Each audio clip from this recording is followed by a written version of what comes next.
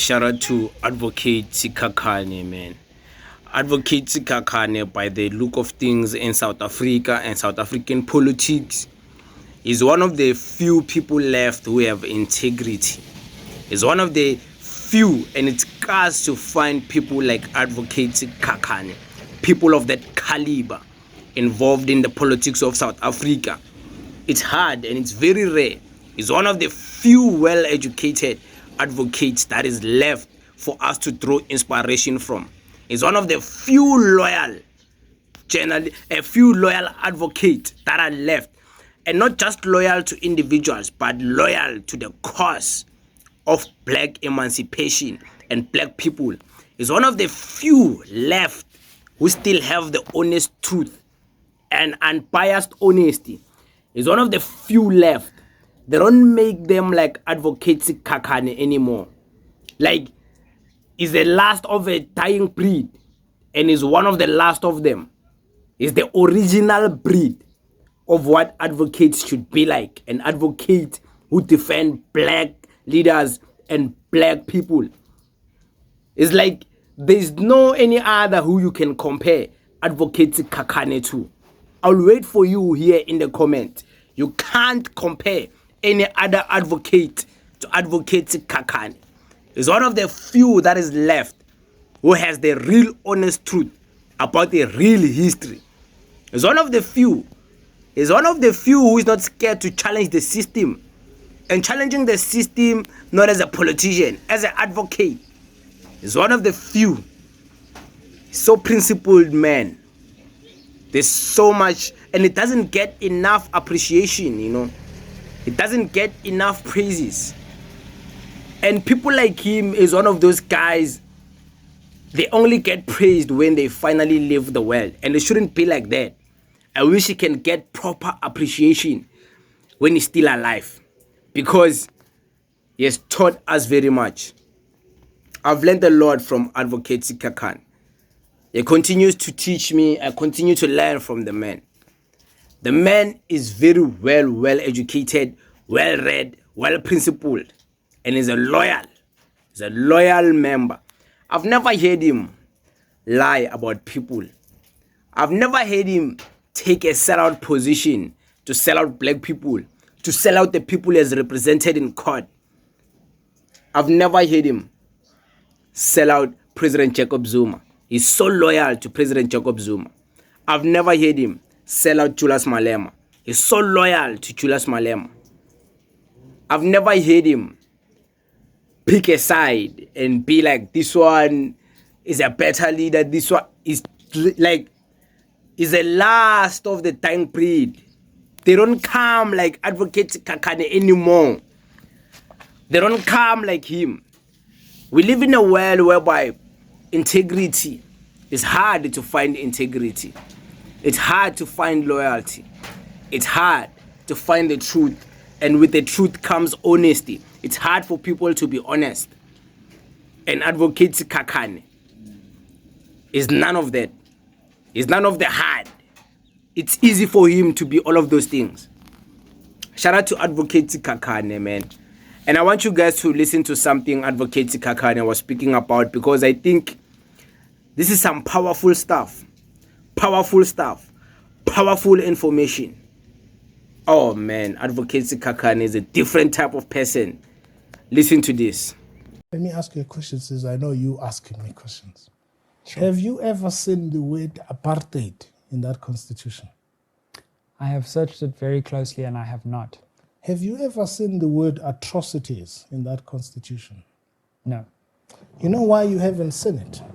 It's because that constitution, with all the other nice things that we have, is a lullaby songs to ensure the continued survival of white power.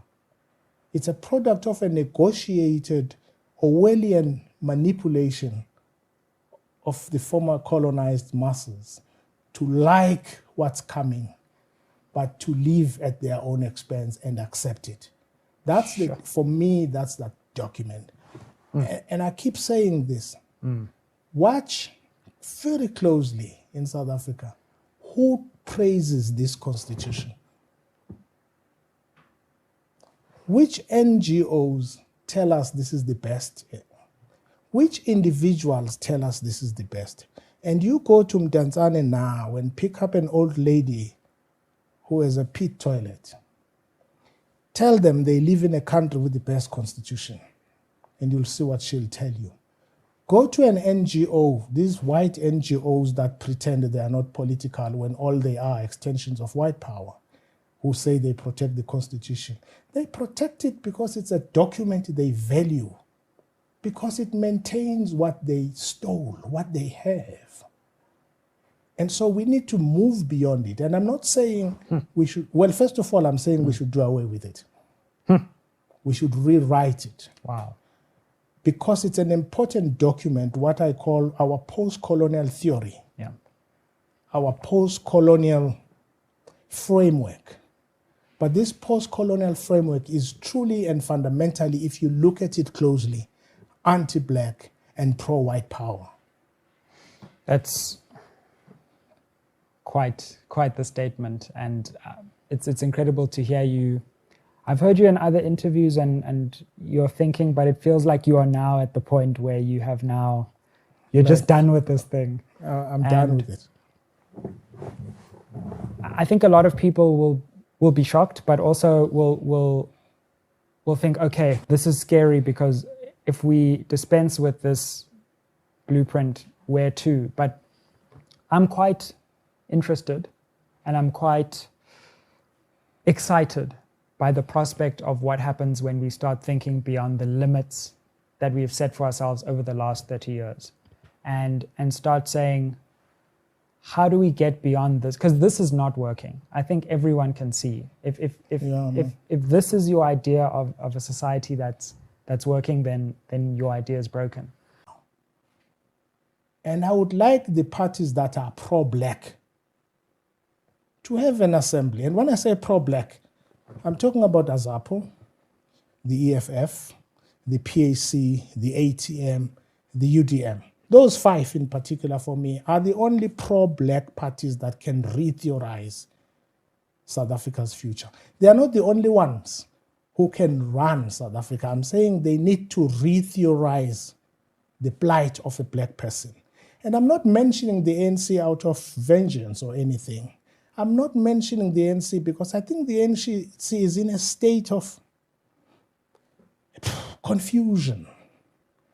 They are caught up in this, something I called the ideology of non-ideology, right?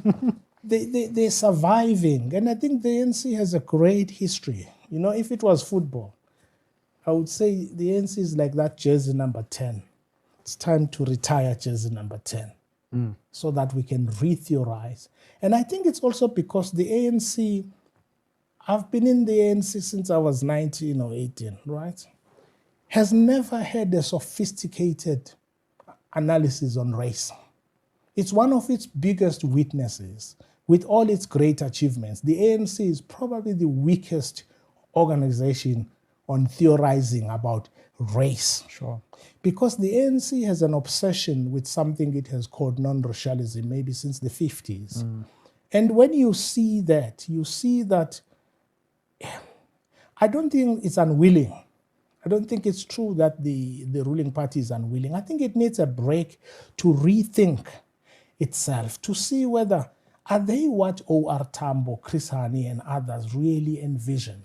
Do they live the historic mission of this organization they joined? I think not. And so I think they need a break to re-theorize who they are, to reflect on who they are, because I think they haven't done that in their daily struggles of surviving and having jobs. Yeah. But I think we need to now, if we must avert bigger problems for the country, we need to re-theorize the post-colonial state, rewrite the constitution, do away with the three arms of government as we see them, create a people's assembly to look at the future.